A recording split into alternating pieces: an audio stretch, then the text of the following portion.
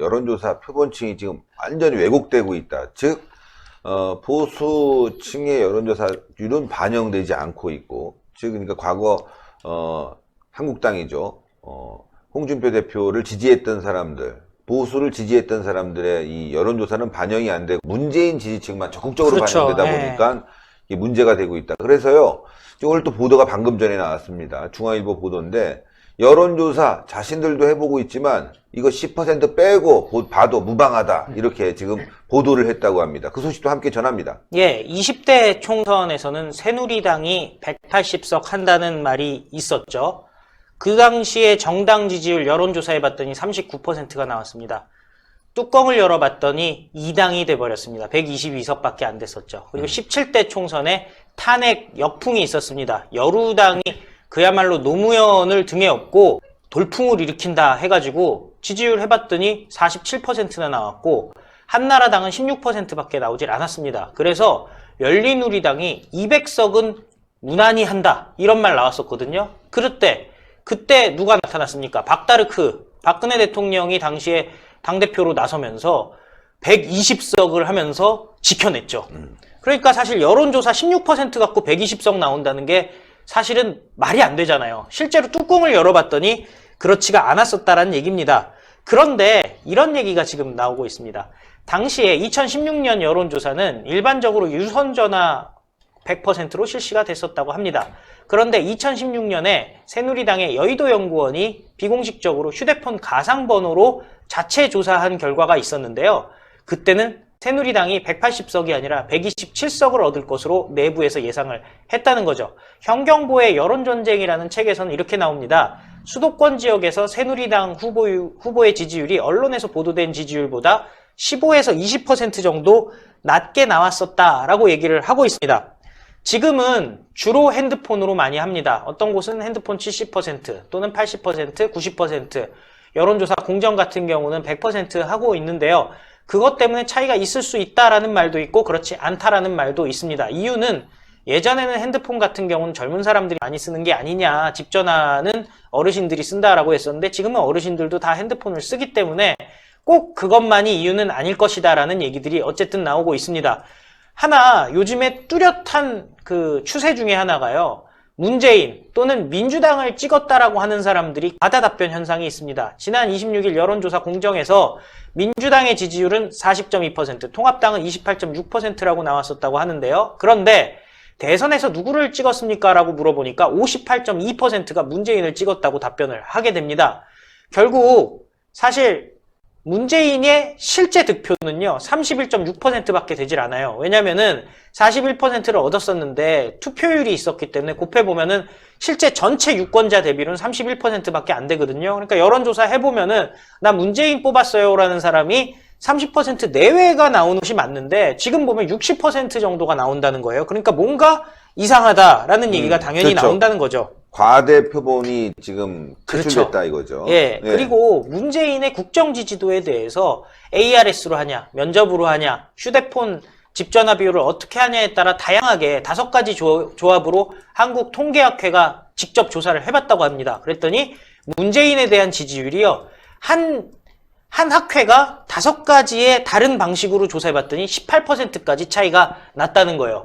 다른 사람이 한 게 아니라 자기네가 이제 학술적으로 얼마나 차이가 날까라고 봤더니 18%나 난다는 거예요. 그러니까 사실 어제 저희 영상 올려드렸습니다만 이성원 전 의원이 20%까지는 걱정 없다라고 얘기를 하고 있잖아요. 20%라는 게 뭐냐면 지금 여러분들 총선 여론조사 10%는 빼고 본다는 게 황교안 대표가 지금 이낙연에게 20%니까 이낙연 10% 빼고 그렇죠. 황교안 대표 10% 올리면 지금 박빙이란 얘기예요. 그러니까요. 네. 예, 사실 여론조사 전문가들 사이에서도 의견이 갈리는데요. 지방선거에도 문재인을 찍었었다는 사람 많이 나왔지만 여론조사가 맞았다, 이번이라고 안 맞을 것이라고 할 생각은 없다라고 주장하는 사람도 있는 반면에요, 좀 더 객관적인 수치를 들이미는 전문가 같은 경우는 이렇게 얘기합니다. 민주당 후보는 5%쯤 더 나오고 통합당 후보는 5% 정도 덜 나온다고 봤는데 지금 상황이 여론조사 피로도가 겹치면서 보수 지지자들이 여론조사를 피하는 경향이 있는 것 같다라고 얘기를 하는데요. 실제로 저희 채팅창에도 보면요.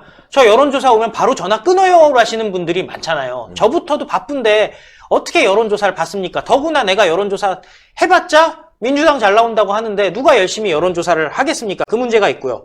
또 심각한 문제가 하나가 있습니다. 이게 전국 단위 조사에서는요. 사실 어느 정도 맞을 수도 있어요. 근데 지역별로 조사할 때는요. 어떤 일이 벌어지느냐. 네. 동별로 소지역주의가 있기 때문에 다른 결과가 나와요. 아, 그렇죠. 대표적인 게 지난번에 창원 성산의 보궐선거입니다. 여영국이 우세했던 지역이 사파동, 삼남동, 가음정동이라고 하는데요. 특히 사파동 같은 경우는요. 이 사파동 한 군데에서만 거의 1,800표에 가까운 몰표가, 그러니까 추가표가 더 나오게 됩니다. 반면에 강기훈 후보의 우세 지역은 반송동, 웅남동, 중앙동 이렇게 된다는데 한 500명 물어보잖아요. 지역구 갖고 여론조사할 때는. 근데 사실 이 500명을 그 안에 있는 동별로 나눈다는 것은 상당히 심각한데 동별로 확 달라질 수가 있거든요. 이 지역에 뭐 공장이 있느냐 아니면 뭐 특정한 시설이 있느냐 중산층 아파트가 있냐 임대 아파트가 있냐에 따라 확 달라질 수가 있는데 이 지역구 조사, 특히 지역구 조사에서는 완전히 수치가 180도 달랄 수 있다. 여기 같은 경우는요. 10%, 20% 차이가 아니라 그야말로 그냥 그 이상으로도 차이가 날 수가 있다는 거예요. 실제로 황교안 대표가 뭔가 자료가 있는 것 같아요. 예. 자체 여론조사 결과는 다르다고 오늘 아침에 얘기를 했어요. 자체 여론조사. 예, 방송기자클럽 초청 토론회에 나와서요. 그 여의도 연구소 여론조사죠, 그게. 그럴 수도 있고 또 보통 정당에서 보면요. 여의도 연구소만이 아니라 또 자체적으로 또 여기저기 의뢰를 맡깁니다. 의뢰를 맡깁니다. 그리고 방법도 다양하게 맡깁니다. 왜냐면은 하나만 믿고 있다가 진실을 반영을 못하면은 선거 전략이 잘못될 수가 있기 때문에 단순히 하나만 보는 게 아니라 여론조사 여러 업체에도 맡기고요. 그 다음에 패널 조사라고 해가지고 좀 일반적인 그 심층 면접과 이렇게 섞인 형태의 그리고 있는 사람들을 쭉 추적하는 조사까지도 하거든요. 그렇기 때문에 뭐 상당히 근거가 있는 얘기가 아닌가 싶은데요. 황교안 대표가 아주 구체적인 얘기까지 해요. 여당 지지율은 내려갈 가능성이 크지만은 야당은 올라가고 있다. 왜냐면은 그렇죠. 여당이 많은 실정을 하고 있고 이걸 국민들이 보고 있기 때문에 지지율이 올라간다는 거는 생각하기가 힘들다라고 얘기를 합니다. 그래서 현장에는 숨어있는 표들이 나올 것이다라고 오늘 얘기를 했고요. 또 이번 선거에서는 결과적으로 문재인 정권의 실정과 잘못된 정권을 심판하기 위한 의석수가 확보 가능할 것이다라고 얘기하는데요. 자체적인 여론조사는 시중 여론조사와는 다른 결과가 나오고 있다라고 얘기하고 있습니다. 그러면서 뭐 여러 가지 문제가 있으니까 구체적인 수치를 밝힐 수는 없지만은 숨겨져 있는 표 많다고 많다. 황교안 대표가 얘기했습니다. 이게 다가 아닙니다. 여의도 연구원장도 지금 이번 총선에 대해서 코로나 잘하고 있다라는 식으로 자꾸 여론조사가 나오는데 실질적인 그 민심은 조사를 해봤더니 무늬만 코로나 총선이지 사실은 정권 심판 선거라고 유권자들이 답변하고 있다는 거예요. 여의도 연구원장이 직접 얘기한 겁니다. 그래서 이번 총선에서 130석 이상이 나올 것이다 라고 또 얘기를 했는데요. 일단 이 정책연구원이다 보니까 130석이라는 게 지역구 이제 좀 보수적으로 본 거고. 보수적으로 본 예, 거예요. 저희가 왜냐면은 연구원들이다 170석 보니까 정도 돼야 되고. 예, 근데 요 디테일을 들어보면요. 아, 확실히 다르구나를 알 네. 수가 있어요. 왜냐? 자, 지난번에 122석밖에 못 가져갔잖아요. 그 130석 이상이라고 얘기를 할 때는 뭐냐면은 8석 더 얻겠다고 하는 거 아니겠습니까? 근데 내용을 보면요. 8석 더 얻겠다가 아니에요. 지금 130석 이상이라는 거는요. 지역구만 130석 하겠다는 거예요. 왜 그러냐? 얘기를 보세요. 현재 121석이 수도권이다. 서울, 경기, 인천이 121석이 전체 의석수인데 지난 20대 때 35석밖에 가져오질 못했다. 그래서 이번 경우는 최소한 10석에서 15석까지 더 가져온다라고 얘기했거든요. 그래서 50석 되지 않을까 예상한다 그러는데 그러면은 35석에서 50석이에요. 15석 돼요. 그러면은 지난번에 122석이니까요. 15 더하면요. 137이잖아요. 이미 네. 130석 넘어간 수치를 얘기하고 있는 거예요. 수도권 선거만으로도 130석 넘기는 겁니다. 근데 이게 다가 아니에요. 디테일을 보면요. 강남 3구는 완승, 송파, 영등포감, 양천, 강동 많은 지역에서 선전하기 때문에 서울에서만 대여섯 석 더 추가된다. 그리고 경기도도 여러 지역에서 선전하고 있다. 50석 가져간다. 그러면은 15석 추가됐죠. 그런데 또 여기 이렇게 얘기를 해요. 부산, 경남 같은 경우는 전체가 40석인데 지난번에 24석 가져왔다. 지금 분위기로는 30석, 6석 추가한다. 그러면은 서울경에다가 수도권 합치면은 21석 추가라고 되잖아요. 네. 그럼 그것만 계산해도 그러면은 143석이라고 지금 뭐 다른 지역 대구도 지난번에 한 석 뺏겼잖아요. 그 저기 누구야? 김부겸 때문에 수성갑 때문에 이런 거 계산해 보면은 지금 목표가 130석이라고 얘기했지 지역별로 더하는 거 지금 여의도 연구원장이 얘기하는 걸로 다 더해 보면요. 그냥 훌쩍 넘어가요. 그러면서 저희가 170석이 거짓말이 아니에요. 거짓말이 아니에요. 그러면서 이렇게 얘기하는 거예요. 여론조사에 대해서 얘기를 하는데 숫자가 많은 것이 꼭 좋은 것은 아니지만은 객관화된 표본이 있어야 되는데 현재 대다수 언론사들이 한 500명 정도 한다. 근데 여의도 연구원은 1000명은 하고 있다라고 얘기를 해서요. 여의도 연구원이 갖고 있는 자료가 보다 신빙성이 있는 것이 아니냐라는 취지의 얘기를 했습니다. 그러면서 또 중요한 얘기를 해요. 무당층이 어떤 의미를 갖느냐라는 것이 중요한데 지금 여론조사들이 무당층 그냥 빼버리고 민주당 지지자들, 문재인 지지자들 갖고 여론조사를 하기 때문에 어떻게 될지 모른다. 결론적으로 이번에 170석 갈 수 있다라는 얘기가 나올 것 같습니다. 실제로 성동규 여의도 연구원장이 무슨 얘기했냐면 이번에 비례대표도 미래한국당도 20석 이상 된다라고 얘기를 했거든요. 그럼 무슨 얘기냐? 지금 얘기하셨던 것들 다 합쳐보면요. 과반 정도는 훌쩍 넘는다. 하여튼 근데 진짜 이분도 얘기한 거 보면은 이번엔 말이죠. 못 살겠다 갈아보고요. 예.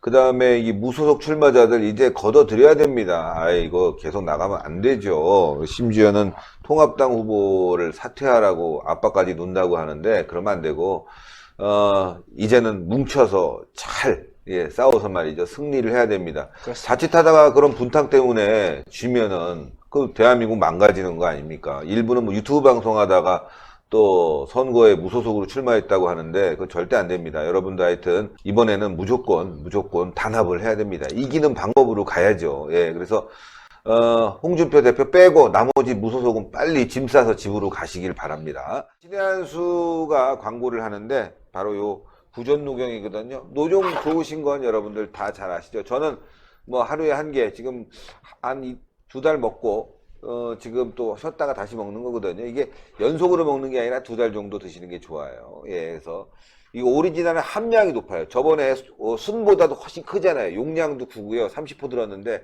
큰 겁니다. 함량이 높은 이 구전녹용인데 이것만 드리는 게 아니라 복세편살 44,000원짜리 복세편살 10포까지 됩니다. 요거는요. 함량이 또 이게 이 안에 들어가 있는 거. 이거 보여드려야 되겠다, 여러분들. 복세편살. 사신 분들 굉장히 좋아하시던데. 여기 보면 이렇게 복세편살, 요게 복세편살 작은 건데, 요게 큰 거. 요게 이제 여러분들 아시면 요게 이제 보약에 들어가는 게 농도가 이제 있죠. 근데 이거 안에 녹용은 저번에 순보다도 많이 들어갔습니다. 오리지널이고요. 그래서 이게 시중가에서는 지금 28만원 이상에 팔고 있어요. 그렇죠. 예, 근데 요거 포함하는데, 요게 복세편살인데요.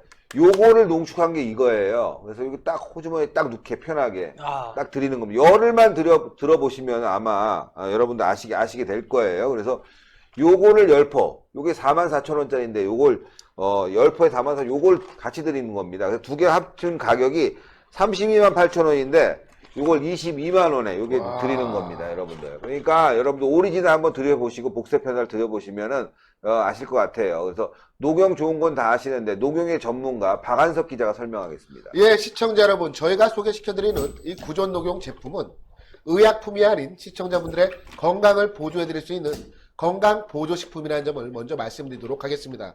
드디어 구전녹용 오리지널이 저희 신혜한수 단독 특가 22만원에 소개시켜드리는 날이 왔습니다. 어제 같은 경우에도 구전녹용 오리지널을 소개시켜드렸지만 어제 같은 경우는 복세편살이 없었거든요.